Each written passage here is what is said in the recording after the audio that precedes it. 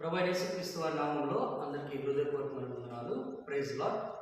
ఈ దినం లేకపోవడం మనం ప్రార్థన చేసుకొని ప్రారంభించుకోండి.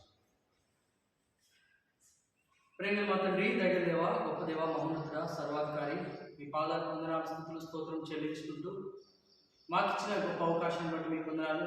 ప్రభా, ఎన్నికలేని అల్పమైన అయోగ్యమైన ప్రజలము, అజ్ఞానులము ప్రభా, అయినప్పటికీ మీరు మమ్మల్ని సజీవ లెక్కలు ఉంచుతూ వచ్చినందుకే మీకు వందనాలు.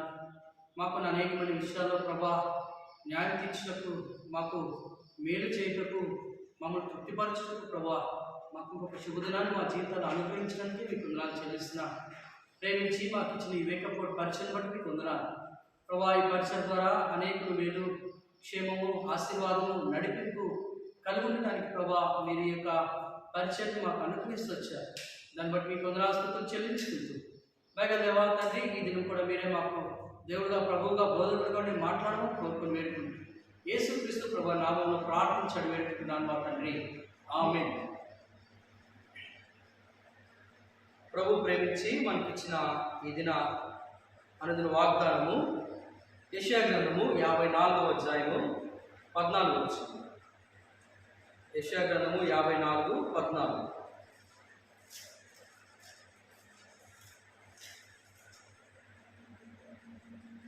నీవు నీతిగల దానివై స్థాపింపబడుదువు, నీవు భయపడనక్కరలేదు. బాధించువారు నీకు దూరంగా ఉండురు, భీతి నీకు దూరంగా ఉండును, అది నీ దగ్గరకు రానే రాదు.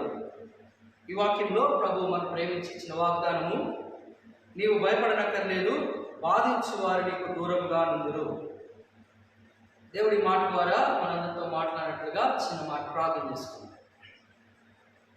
ప్రేమగా మా తండ్రి, మరొకసారి మీ పాదాలు వందనాలు చెల్లించుకుంటూ చదువుకున్న వాక్య భాగాన్ని గురించి పంచిపెట్టమని, నాకు మాకు కావలసిన మాటను అనుగ్రహించమని కోరుకుని వేడుకుంటూ యేసుక్రీస్తు ప్రభువారి నామంలో ప్రార్థించాలని వేడుకుంటున్నాను మా తండ్రి, ఆమేన్. ఇక్కడ మనం చూసుకున్నట్లయితే, నీవు భయపడనక్కర్లేదు, బాధించు వారు నీకు దూరంగా ఉండురు.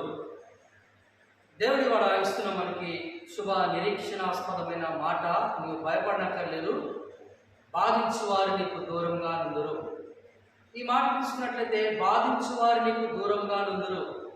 బాధలు అనే విషయాన్ని తీసుకున్నట్లయితే, ప్రతి ఒక్కరూ ఉదయకాలంలో లేచేటప్పుడు ఏదో రకమైన బాధలు ఉంటూ వస్తున్నారు. మనం తీసుకున్నట్లయితే అనేకమైన బాధలు మన జీవితంలో మనం అనుభవిస్తున్నాం. అనేకమైన వేదనలు, శోధనలు మనము అనుభవిస్తున్నాం.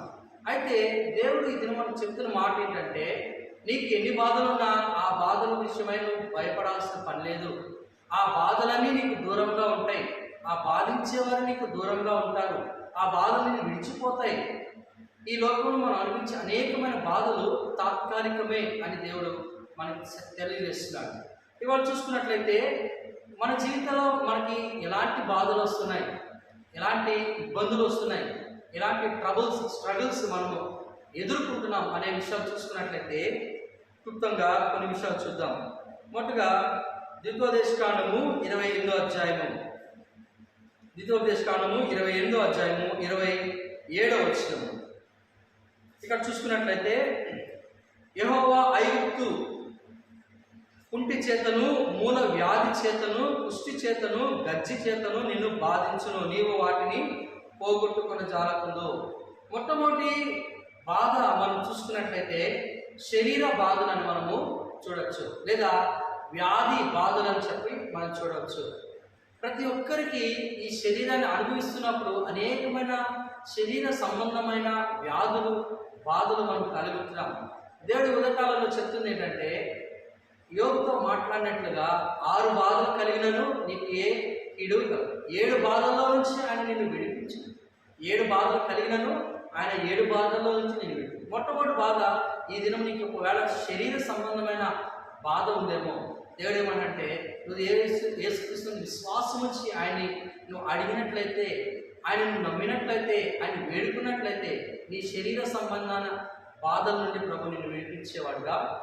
మొట్టమొదటి బాధ శరీర సంబంధమైన వ్యాధులు అవ్వచ్చు, కలతలు అవ్వచ్చు, ఇంకా ఏదైనా ఇబ్బందులు అవ్వచ్చు.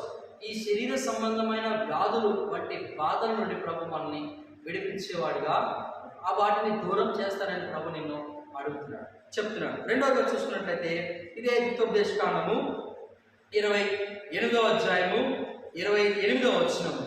వెర్రితనము చేతను వృద్ధితనము చేతను హృదయ విస్మయము చేతను యెహోవా నిన్ను బాధించును. రెండవ బాధ మనం చూసుకున్నట్లయితే ఆ మానసిక బాధ, వెర్రితనము, గుడ్డితనము లేదా మానసిక సంబంధమైన ఈ బాధలు దేవుడు హృదయ విస్మయం చేతను, అంటే ఇవి కనపడేవి కాదు, కనపడని బాధలు మనలో ఉంటున్నాయి. మనము ఎవరికి చెప్పుకోలేక, ఎవరితో మాట్లాడలేక, ఎవరికి వివరించలేక, లేదా ఎవరు తీసివేయలేని బాధలు కొన్ని ఉన్నాయి. అవి మానసికమైన బాధలు. ఏదో రకమైన భయము, ఏదో రకమైన ఆందోళన, ఏదో రకమైన విశ్వాసము, లేదా తొందరపాటు, కంగారు, లేదా ఒక టెన్షన్, ఇట్లాంటివి ఏమైనా ఉంటే దేవుడు ఇవాళ ఏమన్నంటే నీకు సంబంధించిన ఆ మానసిక బాధలను కూడా ప్రభు నిన్ను విడిపిస్తాను, అవి కూడా నీకు దూరం అవుతాయి. దేవుడు 54వ అధ్యాయం, యెషయా గ్రంథం 54వ అధ్యాయము ఎంతో చక్కని అధ్యాయము. దానిలో ఉన్న వాగ్దానాలు అద్భుతమైన వాగ్దానాలు, దాంట్లో ఉన్న మాటలు ఎంతో విలువైన మాటలు. వాటి నుంచి దేవుడు చెప్తున్న మాట ఏంటంటే నీకు దూరం అవును కాక, బాధించు వారు నీకు దూరం అవును కాక. ఏది బాధిస్తుందో నిన్ను, మానసికమైన వేదన, బాధలు నిన్ను ఏమైనా కలిగి ఉంటే అవి కూడా ప్రభు నీకు దూరం అవుతాయి అని ప్రభు.